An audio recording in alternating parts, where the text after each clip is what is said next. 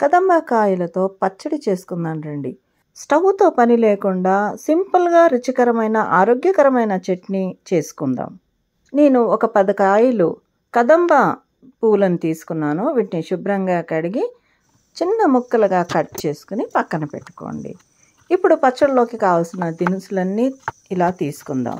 పచ్చడిలోకి ఒక 10 నుంచి 15 వరకు వెల్లుల్లి పొట్టు తీసి పెట్టుకోండి. 1 టేబుల్ స్పూన్ జీలకర్ర, తగినంత ఉప్పు, 4-5 పచ్చిమిరపకాయలు, గుప్పెడు కొత్తిమీర, కరివేపాకు ఉంటే అది కూడా వేసుకోవచ్చు. అంతేనండి, చాలా సింపుల్ ఇంగ్రీడియంట్స్. వీటినన్నిటిని కూడా గ్రైండింగ్ జార్లోకి తీసుకొని మెత్తగా పేస్ట్లా చేయండి. అది మెత్తగా అవ్వడానికి కొద్దిగా నీళ్ళు పోసి మెత్తగా గ్రైండ్ చేసుకోండి.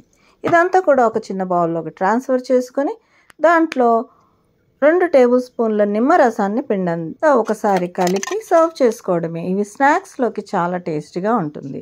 హెల్తీ రెసిపీస్ని ట్రై చేయండి. నా ఛానల్కి సబ్స్క్రైబ్ చేయండి. Thanks for watching.